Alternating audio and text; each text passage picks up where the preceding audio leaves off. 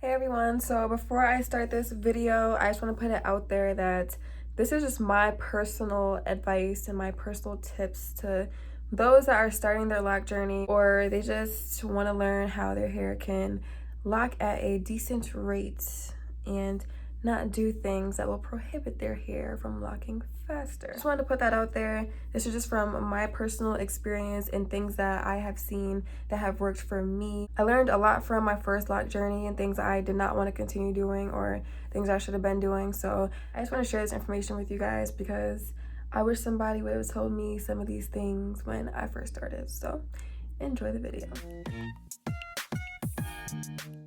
Hi guys, welcome back to my channel. My name is DESZREN. Most people call me Des. Feel free to call me whichever.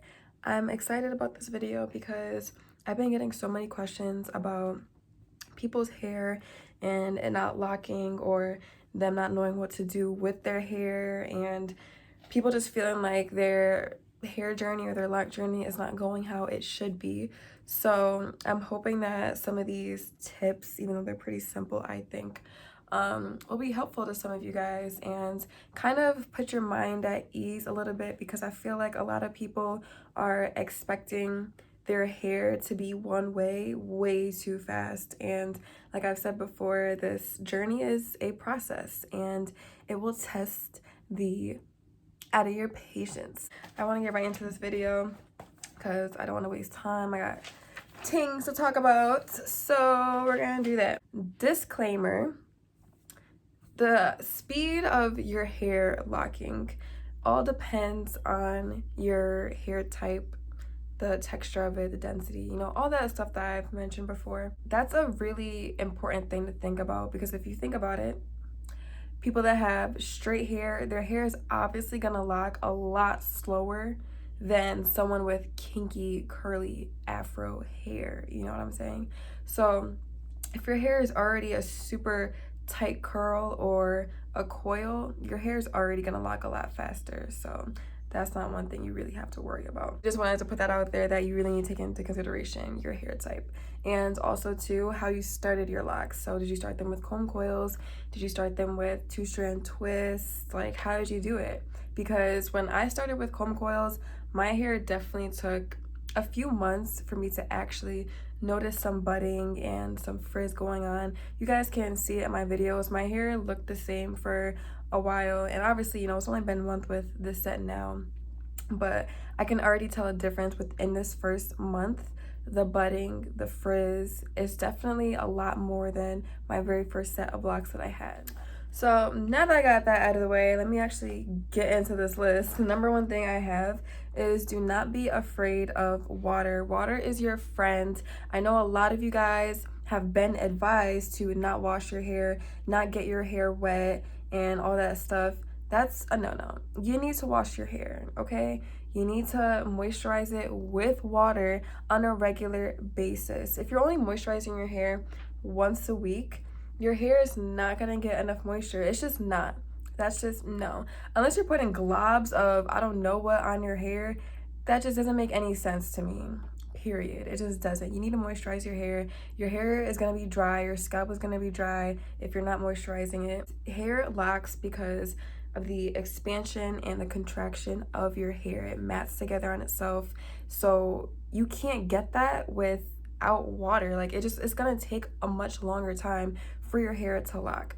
So please do not wait months and months to wash your hair or to moisturize it. That needs to be a part of your routine, honestly. I know some people have expressed their concern that when their hair is shorter, when they have starter locks, they're scared to wash their hair because it might unravel, but there are ways to get around that. You could put shampoo and some water in a spray bottle or an applicator bottle, and you know, rub your scalp like that if your locks are long enough to do that.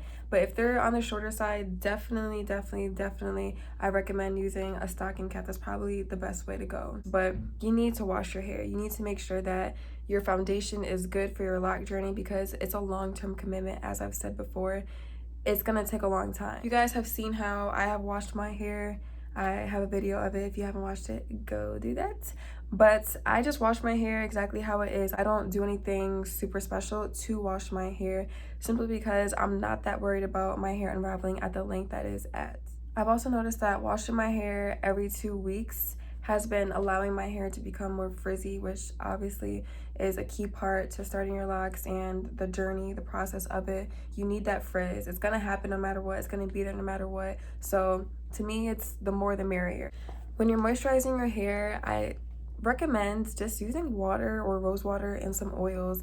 I honestly don't think it's necessary to use a leave-in conditioner or any kind of conditioner or anything extra, anything that has a thick consistency to it. It's only going to cause buildup and it's only going to cause issues later down the road for your hair. And as I said previously, you want to make sure that you're starting off with a really good foundation with your locks. Now that I've talked about, washing your hair, moisturizing it, and all that juicy stuff, because it is essential, let's get into some other things I would like to discuss, because this is one thing that I notice so much, probably almost every single day, that I see people do with their hair, and it blows my mind, because it's just like, why are you doing all this? It's so unnecessary. So one thing that I see all the time is people wearing these tight ass styles, or they're just styling their hair 24/7. Do what you want to do. I'm not saying that you can't do that. Obviously, no one has control over you but you. But I don't recommend wearing an updo every single day. I don't recommend wearing a ponytail every single day or doing whatever. Your hair needs to be out. It needs to be free. It needs to breathe. This is one of the most natural forms your hair can be in. So let it be natural. I know a lot of you like to wear certain styles and tight styles because one, that's what your loctician recommended, or you don't like how your hair looks when it's short, and you don't like how it looks when it's frizzy, and you just don't like it. The shrinkage is too real, the hair is too frizzy, and you're not feeling it. You think it's ugly, whatever the case may be. I understand that. I do. I think we've all been there. My first set of locks, my hair was shorter than what it is now, so the shrinkage was too crazy for me. Like, I did not like it whatsoever, honestly. So one thing that I like to do a lot was wear head wraps. It's so easy to style them, and they go with pretty much anything. So why not do it? You don't have to look at your hair. Nobody else has to look at your hair. You don't have to look at the frizz, the whatever's going on, whatever you hate about it at that moment. You don't have to look at it, just put it away. And let's say someone's probably out there watching this like, well, I don't want to wear a head wrap. I don't want to wrap my hair up. Then what? Well, you're hard-headed. Anyway, let me stop. No, but for real, I know someone is probably gonna be like that because not everyone is into all that stuff, which is fine. But if you're gonna wear styles, at least wear low tension styles, because the tighter the styles and the more you're doing with your hair, you're gonna be stretching your hair. Stretching your hair is only gonna slow down the process, because when your hair is beginning to lock, it shrinks up. We've all seen it. We all know that your hair does that. So why are you doing something that's the complete opposite of that? It doesn't make sense, does it? I know it doesn't. Exactly. Try to avoid super tight styles and try to find low tension styles or things that just will not be pulling on your hair, please. Also, if you are gonna wear styles that stretch your hair out and your hair is just like all straggly looking and just, yeah, you guys know what I'm talking about, how your hair looks stretched out when you wear a tight style.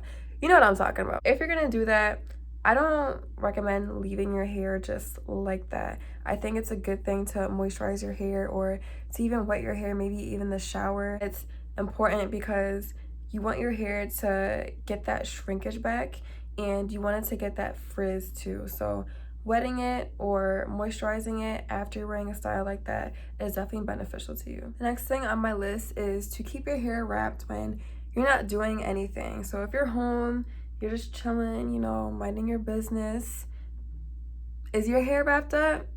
Are you laying all over your pillow? Your cotton pillow? Probably. I'm disappointed in you. No, but on a serious though, just try to keep your hands out of your hair. That's really the big part of the reason why I'm saying this, because I'm definitely that person where I just be all up in my hair. I like the way it feels. I want to, twirl it around my finger. And a good way to prevent yourself from doing that is to keep it wrapped up. Next thing on my list is to make sure that you are retwisting your hair going clockwise.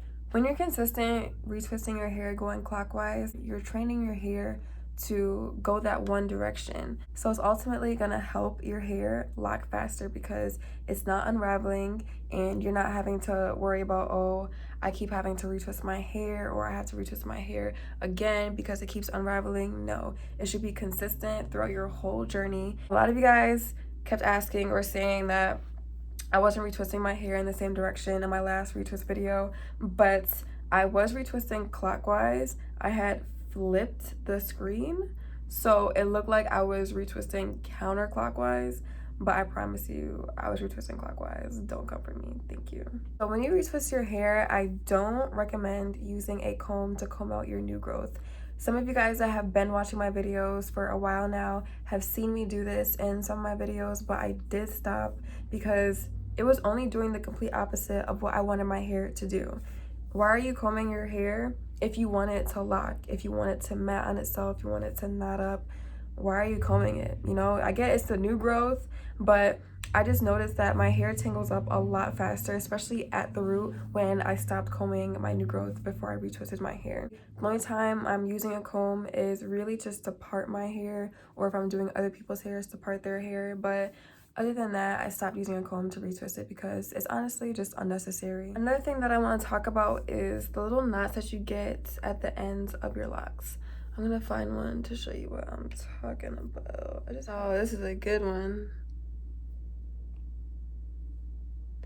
You guys see that?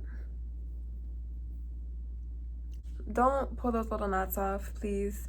Don't do it. I know some of them are gonna be hanging real low, all up in plain sight. I know a lot of us don't like that. That's not that cute to us. Why is our hair doing that?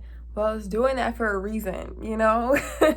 It's not doing it just to say, you know, F you, I'm gonna be here, I'm gonna be chilling no matter what you say. I mean, yes, it is. But, you know, like, it's not there to cause any issues in your life. So just leave it there. I strongly believe that that's what also helps your hair seal at the ends. When I had my first set of locks, I really made it a thing to not pull those off or try my best to not mess with them so they would like come out on their own, so they wouldn't do that.